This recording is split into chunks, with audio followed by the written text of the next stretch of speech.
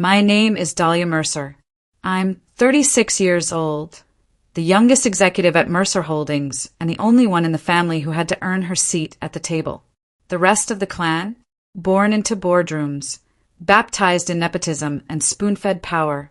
I married into the Mercers, thinking I'd found my way into something unbreakable, a legacy. Instead, I became the unwanted variable in their pristine equation, the woman who didn't belong, according to my mother-in-law, Beatrix Halston. For years, I kept my head down, played nice, ignored the whispers. But the night she called me useless in a message sent to the entire family thread, that was the moment everything changed. And by the time she realized what I'd done, all 15 of her bloodline were already out the door. 11:13 p.m. The office hummed with fluorescent indifference. My heels clicked against the marble tiles like a countdown. Mercer Holdings' 37th floor was silent, empty, exactly how I liked it. I was alone. Until I wasn't. My phone buzzed. One message. Group chat. My name in bold above a gray box. She's useless. Barely keeps up. Honestly, I've kept her around long enough. No signature. Just Beatrix. My mother-in-law. And based on the accidental CC to the entire family thread, she didn't care if I saw it. I stared at the words. My mouth went dry. Useless. They'd underestimated the wrong woman. I exhaled, slow and sharp. Let them think I'm quiet. Quiet doesn't mean weak. Quiet means loaded. I walked into my office, pulled the blinds shut, dimmed the lights, and booted up my private workstation. Firewalls. Dual authentication. Biometric scan. Nothing prepared me for what I found. HR logs. Edited entries. 15 new position changes, all approved under my name. Every single one linked to the Halstons. Promotions. Title shifts. Hidden bonuses. All within the last 6 days. All pushed through without triggering compliance flags. I hadn't authorized a single one. Click. Click. Click. Each profile loaded like a punch to the gut. Arlo Halston. Seraphine Halston. Even Theo Halston, the cousin who couldn't spell audit if it paid his rent, now listed as a director of strategic risk.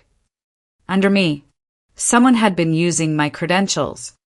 I called Lydia Voss, head of HR, trusted, sharp, no bullshit. Meet me in the vault office. Now. 5 minutes later, she was there.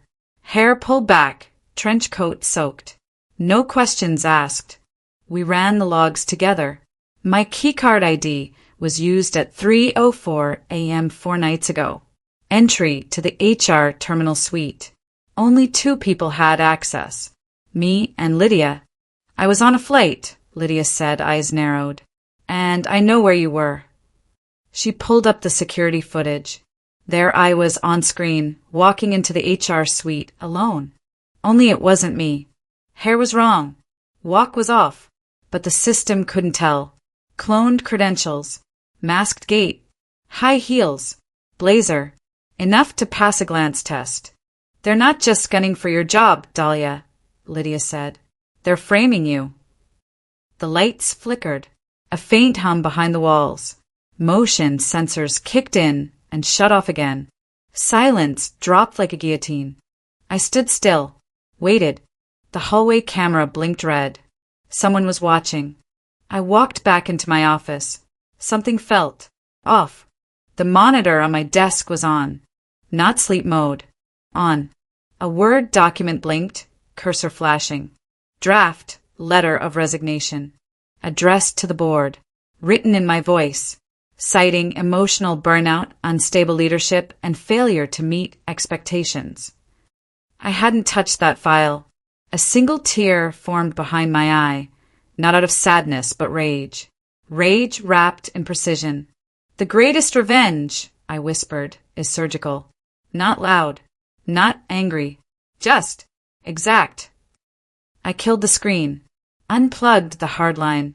Locked down the local server. They thought I'd panic. That I'd run to legal, beg for mercy. Instead, I stood still.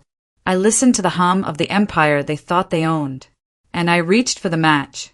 If they want to play corporate warfare, I'll burn the whole damn bloodline. 5:07 a.m. Rain tapped against the glass like a countdown. Lydia pulled up outside Mercer HQ in a black SUV. I slid in, still wearing yesterday's suit. My heels were in my hand. My pulse hadn't slowed since Beatrix's message. "You're too calm," Lydia said, her voice flat, watching the road. "That scares me more than if you screamed." "Screaming is for people who think someone will save them." She glanced sideways, said nothing. Inside the building, the security lights flickered overhead. Our shoes echoed down the marble. The storm outside roared like something caged trying to get in. I handed Lydia the tablet. 15 internal moves, all under my authorization, all Halston's. She scrolled. Her face hardened. This wasn't sloppy. This was surgical. Hidden bonuses. Legacy flags removed. Compliance checkboxes spoofed. And all of it links back to Beatrix. Or someone using her as cover. We reached the lower HR vault. Lydia's biometrics unlocked the reinforced glass. A short beep. Green light. Inside, silence. Stainless steel desks. Frosted walls.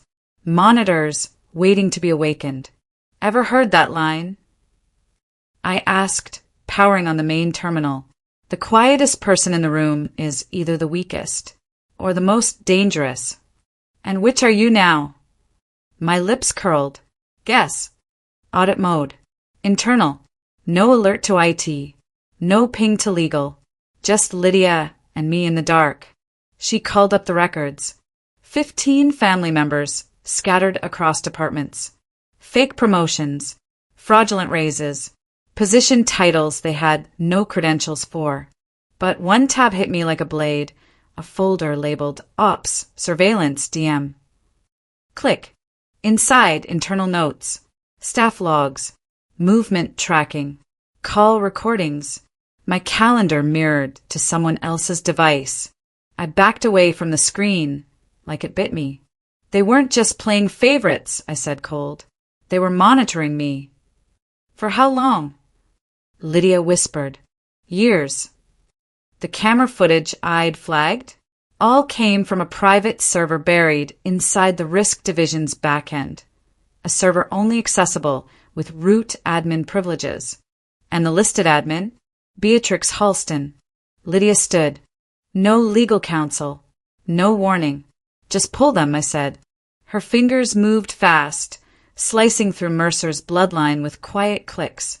One by one, access revoked. Emails frozen. Entry codes deactivated.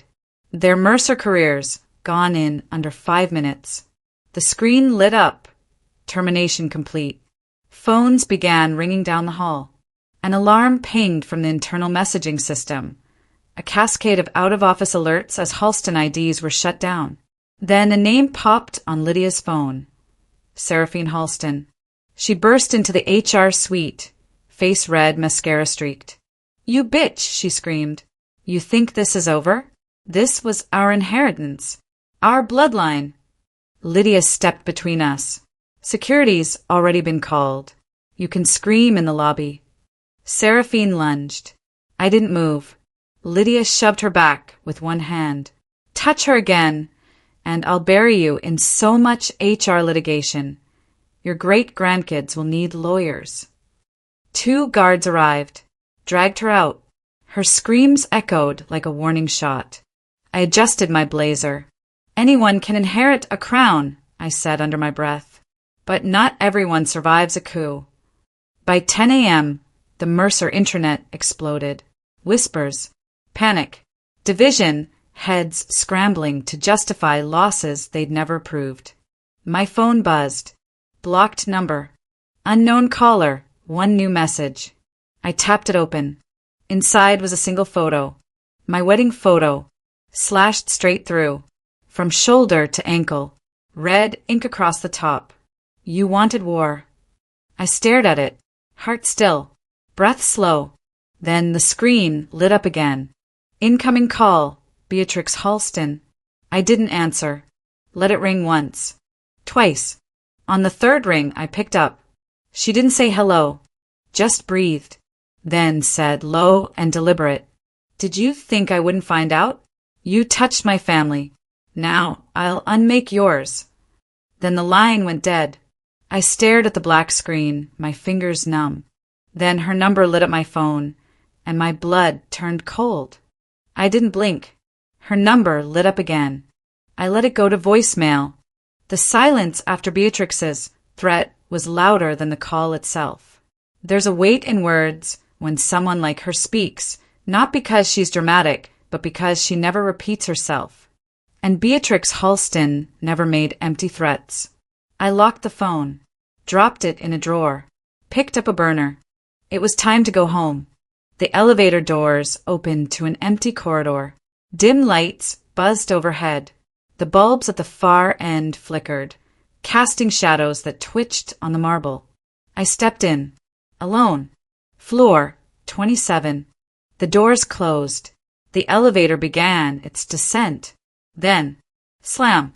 The lights went out. The elevator stopped. Cold. Floor indicator blinked. 22. I reached for the emergency panel. Before my fingers touched it, a voice crackled through the speaker. "Dahlia, you've been busy." Static. My mouth dried. The voice wasn't Beatrix. It was a man. Calm. Deep. Measured. "You disrupted the family, and now the family's watching." I slammed the panel. Nothing. No emergency tone. Just silence. Then the light snapped on, and the floor was smeared in blood. It wasn't mine. A thin trail, from corner to corner, almost artistic. No body. A keycard lay near the elevator wall. Red badge. Operations level. T. Halston. I stared at it, frozen. Then the elevator jolted. Started again. It didn't stop at 1. It went past. Down to basement 2. Unauthorized floor. The doors opened. Nothing but darkness. A hum of electricity. I didn't move. I pressed close. The doors hesitated, then slowly closed. Upstairs, Lydia was already in my office, pale, holding a folder. She turned as I walked in. "Where the hell were you?" she hissed. "You look like you saw a ghost." There was blood. In the elevator. Someone left a key card. Lydia opened the folder. "Then this is going to make you sick." She laid it on the table. Internal Mercer document. Unreleased. Project Scion. Succession planning dossier. Every Mercer employee tagged with a performance rank. Strategic value. Replacement readiness. My name wasn't on it. Not even as a footnote. I'd been erased. "They scrubbed you," Lydia said quietly. "Digitally. Legally. It's a preamble to a full character strike." My voice cracked. "They're prepping a takedown." They already started. I grabbed the folder, flipped through the back. One page caught me. A scanned document. Beatrix's handwriting. A note to the board. Contingency. If Dahlia becomes unstable, refer to Marital Clause 7C for default control shift. Spousal rights override her shares. Marital Clause? I blinked. What the hell is Clause 7C? Lydia's mouth opened. Closed. "You didn't sign a spousal NDA?" "No, I." Her face fell. "Then Cash owns your vote." Cash. My husband. The man who kissed me before every board meeting. Who said he hated Beatrix's control. Who brought me tea the night I submitted the International Acquisition Report at 3 a.m. He was part of it. I paced, heart-hammering. Every memory now reframed like a broken mirror. "You think he." "I think you need to go home," Lydia said. "Now. And find out what he's been hiding." Rain still fell when I pulled into the driveway. The house was dark. One porch light flickered. I walked in quietly. No keys. No call. Just instinct. The door creaked. Inside, silence. Then a thump. From upstairs. I grabbed the fire poker from the umbrella stand. Up the stairs. One at a time. The bedroom door was ajar. Another thump. I pushed it open. Cash was on the floor, bleeding. Face white. Arm sliced open. He looked up at me. Eyes wide. Lips cracked. I can explain. But all I saw was the blood. And the knife on the carpet. Cash sat slumped against the bed frame. Blood soaking through the sleeve of his dress shirt. The same shirt he wore to the Mercer Gala last week. Clean, pressed, perfect. Just like the life we'd built. Or pretended to. I didn't run to him. I didn't scream. I just stared at the knife. Who did this? I asked. His head tilted back, breath shallow. You don't understand, Dahlia. It's not just her. My hand tightened on the fire poker. Then explain.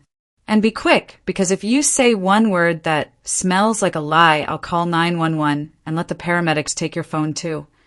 He looked up. She used me. Beatrix. He nodded. Clause 7C wasn't your idea. It was hers. She drafted it. Said it was a standard marital asset control clause.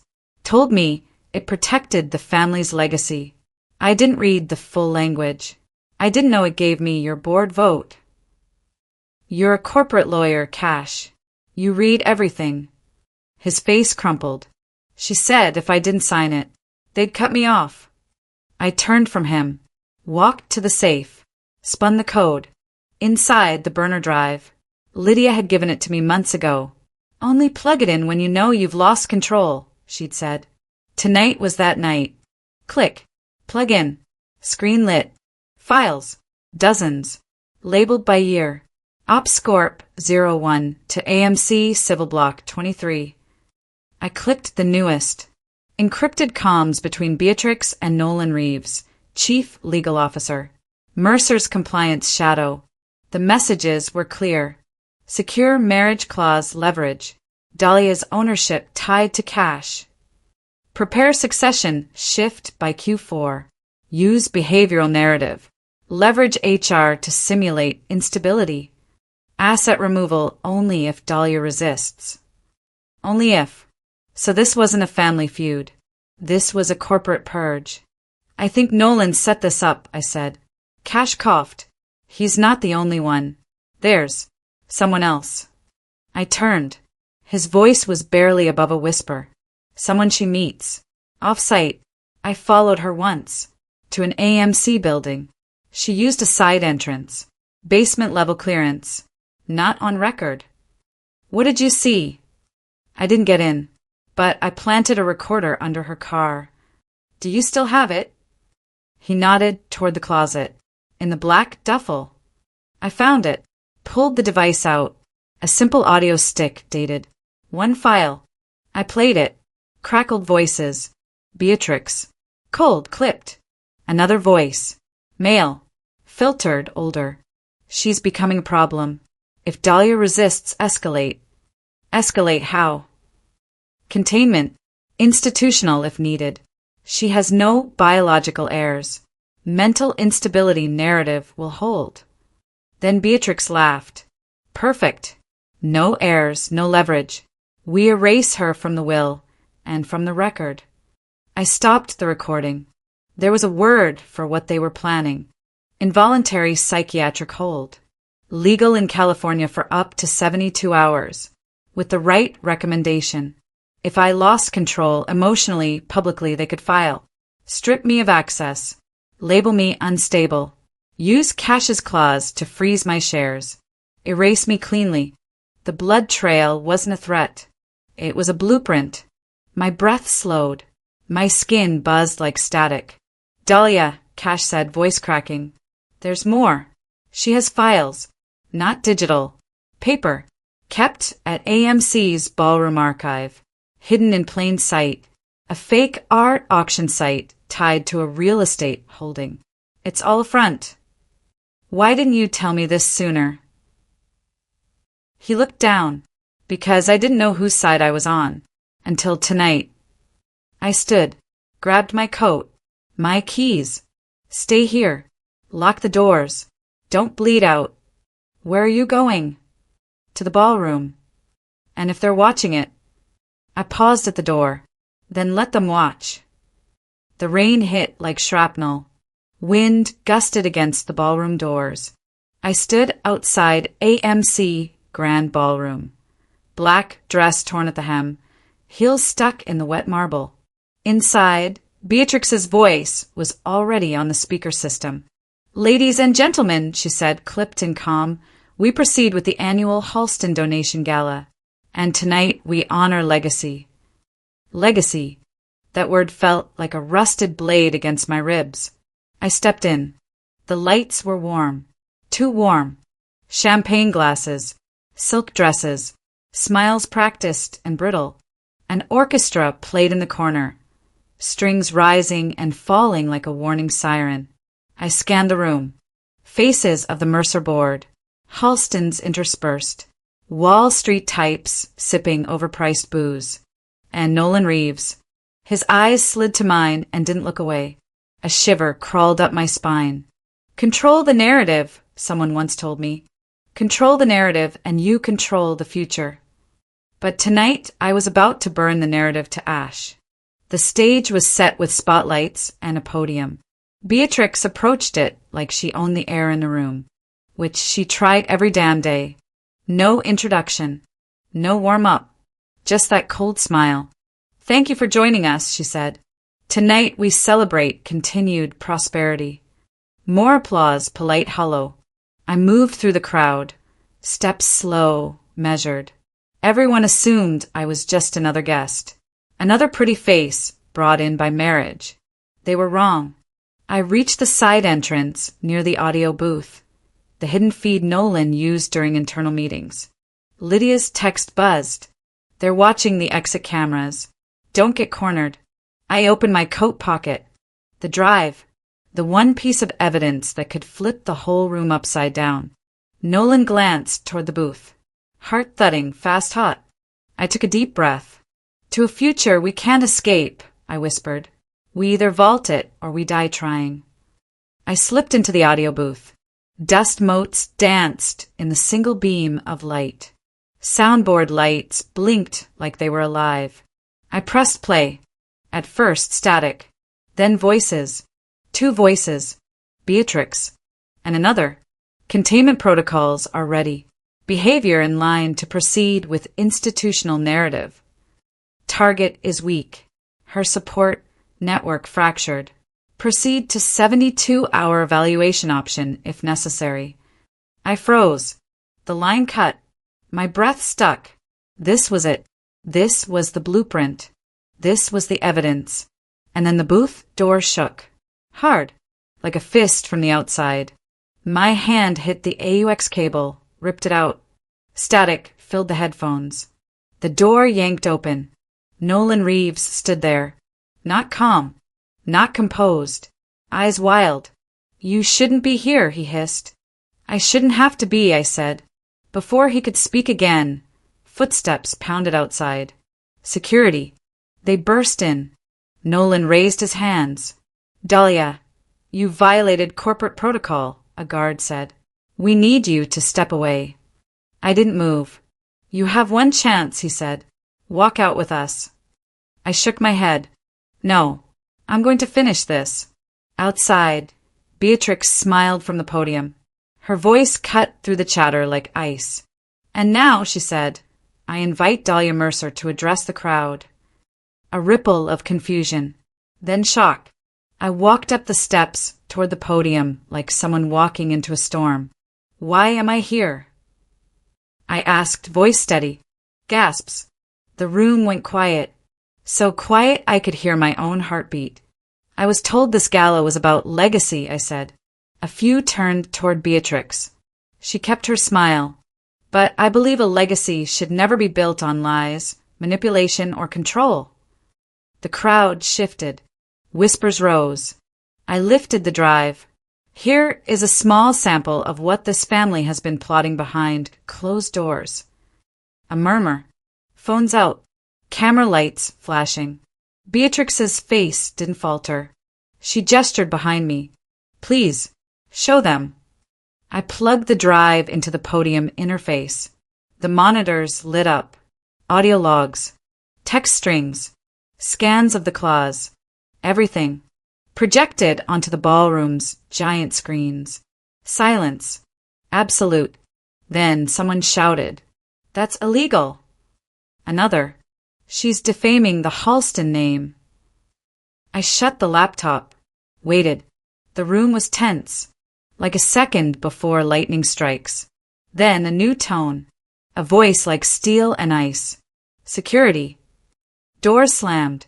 Men in black suits surrounded me. Beatrix stepped forward. Her smile wasn't warm. It was precise. "We have mandatory reporting procedures," she said. "For any breach of corporate security, Ms. Mercer will be escorted out for evaluation." The way she said evaluation hit like a bullet. I knew exactly what she meant. They cuffed me. Cold metal. My breath came fast. Flashlights.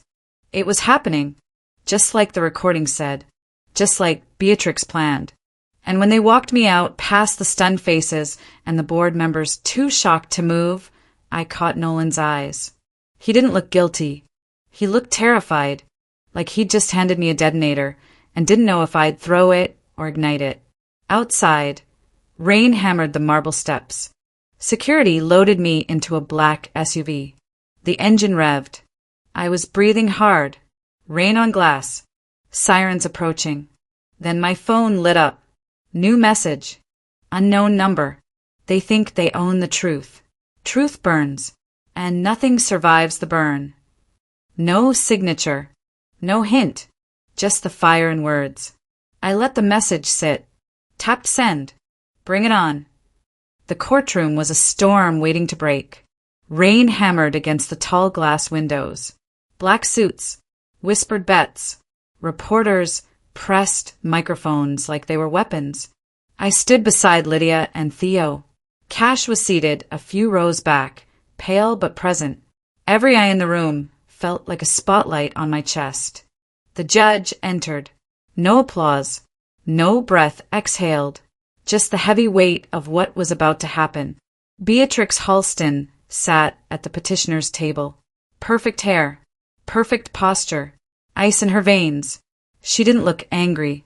She looked confident, the kind of confidence that convinces the world it's on the right side of history. That was her first mistake. The prosecutor began. "Madam Halston alleges that Ms. Mercer acted outside her fiduciary duty." Blah blah. Corporate jargon designed to confuse and bury truth. I tuned it out, because I knew what was coming. Lydia leaned in. "She has no evidence for that claim." I nodded. Behind us, Nolan Reeves fidgeted like a man who bent steel for a living, but couldn't hold his own tie straight. Then the judge looked down. "Ms. Mercer, you may address the court." Cold. Direct. No leniency. I stood, heart beating like an emergency siren. I spoke. "In this room," I said, voice steady, "we've heard strategic language meant to hide straightforward truth. I am not here to defend myself against speculations. I am here to expose orchestrated deception." Gasps. Cameras clicked. Beatrix's eyes narrowed. I pulled out the memory stick, Mercer Terminus. "Contained on this drive," I said, sliding it into the podium's port with a click that felt like a trigger being pulled, "are communications and directives outlining a covert operation to manipulate corporate governance, marital asset control, and strategic character assassination." The screens flickered on. First audio. Beatrix's voice. Flat. Clinical. "If Dahlia resists, escalate to institutional narrative." Second. Text logs from Nolan. Third. Scanned clauses signed without my intent. The room went quiet like the calm before an explosion. "Objection!" Halston's attorney barked. "Overruled," the judge replied. Nolan stood. Sweat glazed his forehead. His voice was brittle. "It was a hypothetical framework," he said, "not meant to be executed." Hypothetical. Executions are never hypothetical. I stepped closer. Here's the truth, I said, voice rising just enough. I wasn't unstable. I was targeted.